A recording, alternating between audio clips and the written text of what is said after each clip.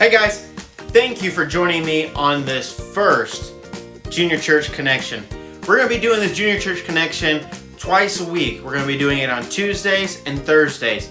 I'm still going to have my live connection with you guys on Saturdays at 11 in the morning. So please, just stay tuned and enjoy these times with me. I want to share with you guys a little bit of things that God does throughout the day-to-day lives with these videos. So please, and we're going to have some fun also. Please stay tuned. Give me a second. I have to show you guys something. Oh, man. Oh. Alright, so we're going to be talking about this thing. This thing is heavy. And it is a workout. We're going to be talking about this, so stay tuned. Thanks.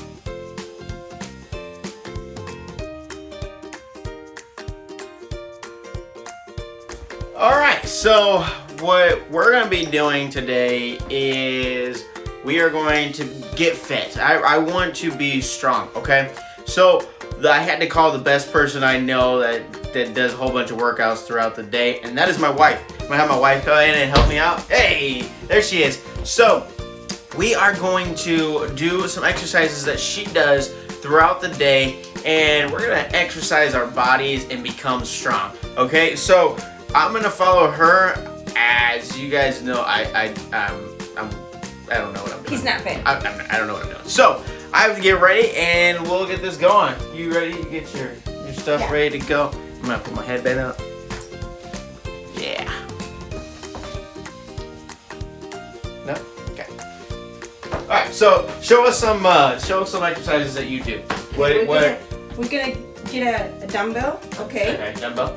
And then we're gonna do a squat. We're gonna pick up our dumbbell. We're gonna put it on the back, and we're gonna do squats. Okay, squats. Okay. All right. You can do it slow. You can do it fast. It's up to you. Okay. But you have to keep on with me. Grab a dumbbell. Yeah. Go find a dumbbell. Okay. I have dumbbells over there. All right. So just pick one. All right. Whatever. All right. All right. Get ready. Okay. All right. So. Let me see your dumbbell. Really? Okay. Okay. Are we ready? Sure. Okay. 1. You have to keep up with me. Okay? 2, 3. 2, 3, 4, 5. Come on, Gavino. 6, 7, 8. I think I pulled a muscle. 9. I think I pulled something right here. Oh, come Can't on. get back up. Oh, see, you heard it? You heard that? All right, so here we go. Can you go faster than that? Oh, my goodness. Wait, you should put it in front. All right. You can do it in front, you can do it in your back, which is easier for you.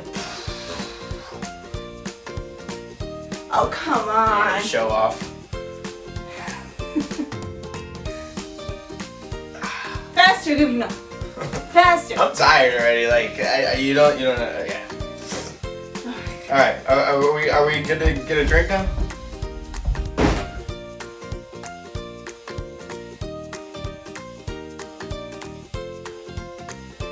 Okay, I want to share with you guys something out of the Bible. If you can go with me to 2 Corinthians 12. 2 Corinthians 12, it says in verse 7, it says, "Unless I should be exalted above measures, though the abundance of the revelation, there was given to me a thorn in my flesh, the messenger of Satan to buffet me, lest I should be exalted above measure." Okay, and then verse 8, it says, "For the things I besought of the Lord thrice, that it might depart from me." Verse 9, it says, "And he said unto me, My grace is sufficient for thee, for my strength is made perfect in weakness." Okay, "Most gladly, therefore, will I rather glory in my infirmities, that the power of Christ may rest upon me."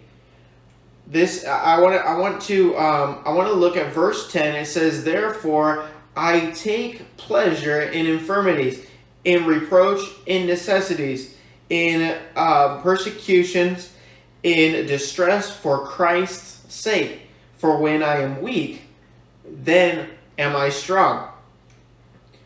My question is, how in the world are you strong when you're weak? And I was thinking about this kind of stuff, and growing up in church, I remember it always being taught to me about you are strong when you're weak, and how am I strong when I'm weak? There's so many different things that you can actually think about that you are strong in. And that this paper represents us, okay? It says you on there. Let me show you. I'll give you a little close up. Sorry, there's words all over. It says your knowledge. When you are strong, when you know something, you have your intelligence. You are strong mentally. How about your strength? How about having muscles? And like I said, that's when I talked about the weight of being strong, being very muscular. How about being strong in vision? You have you can see perfectly, and not just physically seeing, but how about a good vision on what you want to do in life, and you have a good hold and a good strong hold on what you want to do in life and who you want to be. How about your efforts?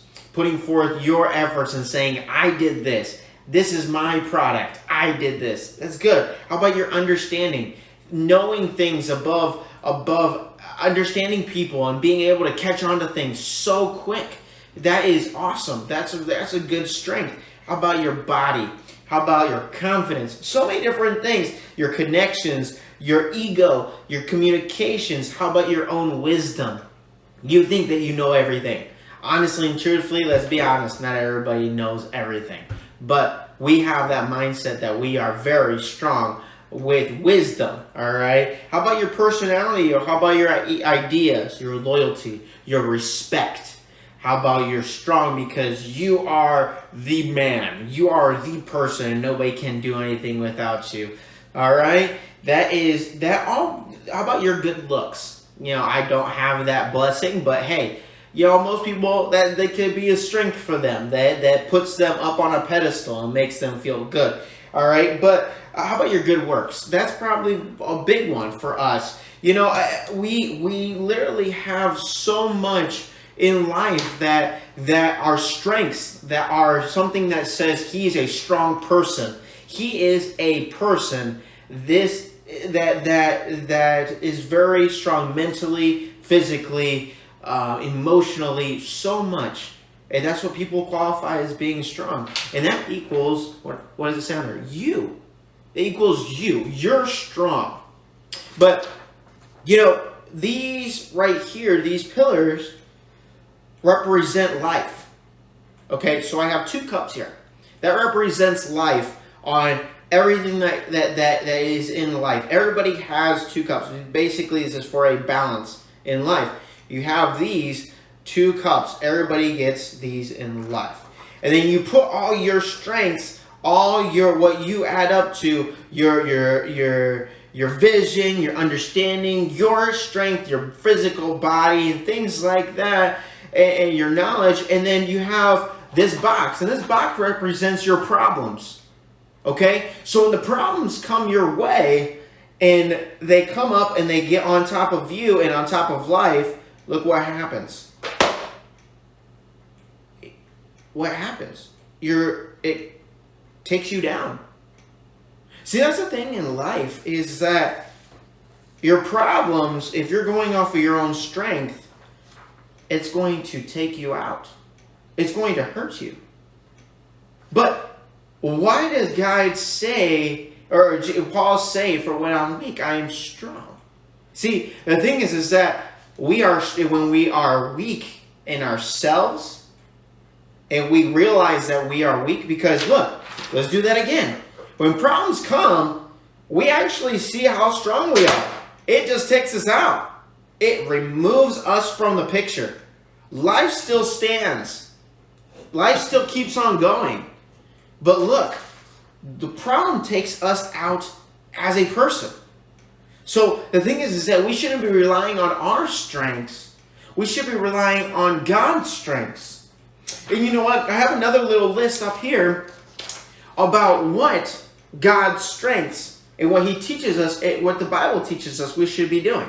Number one is salvation. Salvation should be the number one strength in our lives. Then discipleship. We should be growing. We should be learning more about God.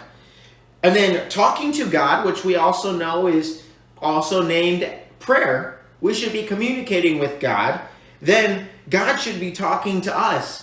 And the way that God talks to us is that we should be in our Bibles and reading our Bible and listening to sermons and hearing and reflecting on and meditating on what God has to say to us. But then here's some more qualifications. The Bible also talks about fasting. Fasting's a really good one. We'll get into those in the future, but fasting is weakening your body in order to spiritually grow closer to God. Giving. How about giving our tithes and offerings and giving above and giving also to the poor and giving? You know, as Christians, we should be giving more than what we are receiving. Remember? How about witnessing? Being a good testimony to God. And not just to God, but a good testimony to everybody else around us. We should be witnessing and relating that we are children of God. And last but not least, fully trusting in God. We should be trusting in God's strength and not trusting in our own strength. So here's something is that so when we have salvation and we use salvation to our advantage and we get that strength, we get one crease. All right, so we get the crease of salvation. Then what happens next? Then we get it, and we get the discipleship. All right, so we start doing the discipleship, and then after that we get to talking to God, which is prayer, growing in prayer, and then not just that, but then growing in the communication with God and having God talk to us now a little bit more through the Bible and reading the Bible consistently and trying to find out more about God. And then we get into learning about fasting and getting a little bit more into learning how to control our bodies. And then we get into giving up of ourselves and giving up of the blessings that God has given us. Because remember, they were gifts to us at the beginning. And then we go into witnessing. We start witnessing and relating more about God to other people. And last but not least, then we get to the point where we fully trust in God. And then we become a different breed. We're no longer a type of paper that is just flat without any type of, how do I say it, just the norm. We're not just flat. We become a peculiar people. We become different. And look at this. This is a different type of paper. But now, as we see this and we go back to us being on top of life, then problems come our way.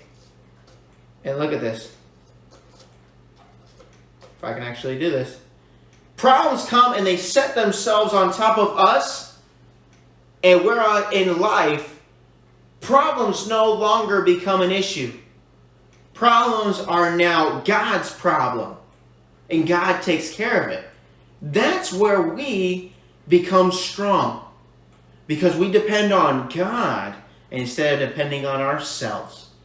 I just wanted to share this illustration with you real quick to show you how good God is.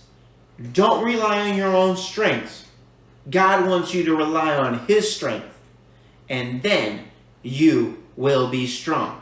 For when I am weak, I am strong.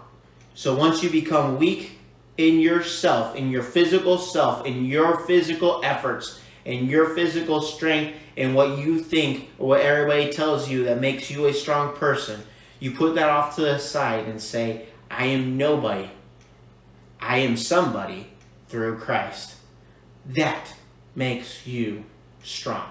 So since we haven't been in church, I've been trying to come up with a way on how we can get our tithings and our offerings in like we usually do for junior church. So I've been talking with Brother Ben, and Brother Ben actually, he's going to partner with us during this time. I'm going to say probably about a month. We're going to partner with Padroni's and get any purchase that you do for the pizza kits. It's a 1-ingredient pizza kits. They're $10. Any one that you purchase, a portion of that is going to go back into the junior church fund. Okay, so we're going to be able to keep on raising the money like we usually do throughout the year, and we're going to try to do it this way. So this is going to qualify for a one-topping pizza kit. If your favorite is pepperoni or my favorite is bacon, I don't know. Just go ahead and go to Padroni's, pick up a pizza kit. They will also deliver it for you for free. So go to Padroni's, get a pizza kit, and out of the pizza kit, a portion of that's going to be going back to the church. Also, since they are a 12-inch pizza, 1 ingredient, you can actually order already a cooked 12-inch 1-item pizza, and that also, a portion of that will be going back into the junior church fund.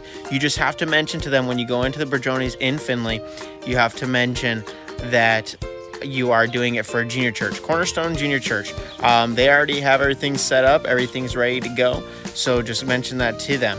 Also, if you're the free delivery is only inside city limits, so only in the Findlay city limits. So if you live in Arlington, North Baltimore, like we do, anywhere around that, it doesn't qualify for you guys. But if you're in the city limits for Findlay, that is okay. So please go get a pizza kit, or go get a 12-inch cooked pizza, and get that so we can get our funds going. All right, thank you.